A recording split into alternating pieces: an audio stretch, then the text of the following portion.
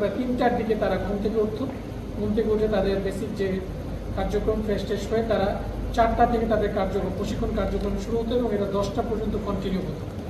সেখানে মূলত তারা শারীরিক বিভিন্ন ধরনের কসরত, যেখানে মার্শাল আর্ট, সেখানে এন্ডিউরেন্স বৃদ্ধির রিলেটেড বিভিন্ন ধরনের প্রশিক্ষণ তাদেরকে দেওয়া হতো। সার্ভাইভাল রিলেটেড কীভাবে সার্ভাইভ করা যায় সে রিলেটেড প্রশিক্ষণ দেওয়া হতো।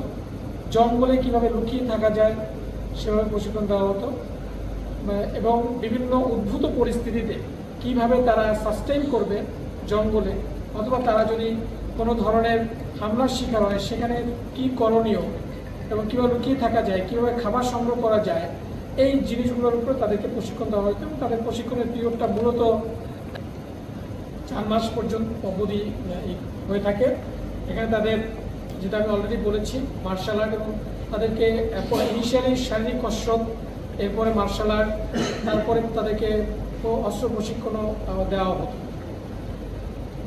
তো আমরা এই আকিম বম যেটা আমাদেরকে প্রাথমিক জিজ্ঞাসাবাদে যেটা বলেছে যে তার জানা মতে অলরেডি প্রায় বিভিন্ন ব্যাচে 50 জনের অধিক সংখ্যক নারী সদস্য কুকি চীনে প্রশিক্ষণ প্রাপ্ত হয়েছে।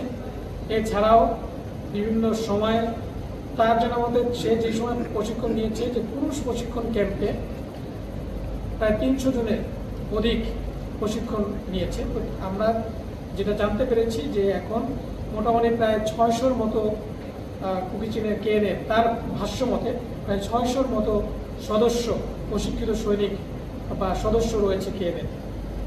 এখানে যে প্রশিক্ষণ ক্যাম্পটা ছিল মূলত এটা নারীদের জন্য সেপারেট একটা প্রশিক্ষণ, যেখানে পুরুষরা থাকতো না, পুরুষদের জন্য আলাদা প্রশিক্ষণ সেন্টার আর নারীদের জন্য আলাদা। বাট তাদের সিনিয়র লেভেলের কিছু নেতৃস্থানীয় ব্যক্তিবর্গ এই নারীদের প্রশিক্ষণ সেন্টারে আসতো। তারা এই যে ভান্থারময় বম, যিনি নারী উইংয়ের যে প্রধান প্রশিক্ষক ছিলেন, তাকে বিভিন্ন সময় বিভিন্ন নির্দেশনা প্রদান করত এবং সেই নির্দেশনা অনুযায়ী মূলত এই নারী উইংয়ের যে এই রিক্রুট ছিল তাদেরকে প্রশিক্ষণ দেওয়া হতো। তো আমরা এটাও জানতে পেরেছি যে কিছুদিন পূর্বে, এই ঘটনার কিছুদিন পূর্বে মূলত এই আকিম বম সে রোয়াংছড়িতে এসে থাকে, মূলত তার পাইখংপাড়াতে তার বাড়ি, সেখানে থাকে। যখন এই ঘটনা ঘটে সেখান থেকে তারা শিফট করে আবার লাইমিপাড়াতে এসে সে একটা উদ্দেশ্য নিয়ে আসে। তার মেইন উদ্দেশ্য ছিল, তাকে যে টাস্কিংটা দেওয়া হয় সেটা হচ্ছে যে নতুন রিক্রুটিংয়ের জন্য নতুন নারী সদস্য সংগ্রহ করাই ছিল মূলত তার কাজ। সে উদ্দেশ্যেই তিনি লাইমিপাড়াতে আসে। সেক্ষেত্রে আমরা বলতে পারি যে সে একজন রিক্রুটিংয়ের এজেন্ট বলা যায় এবং অলরেডি যেটা আমরা ইনফরমেশন পেয়েছি সে কয়েকজন সদস্যকে অলরেডি এটাতে সম্মত করেছে যে এই প্রশিক্ষণে যাওয়ার জন্য। তার বিরুদ্ধে আইনানুগ ব্যবস্থার প্রক্রিয়াধীন রয়েছে। আমরা আইন অনুযায়ী তার পরবর্তী ব্যবস্থা গ্রহণ করা হবে।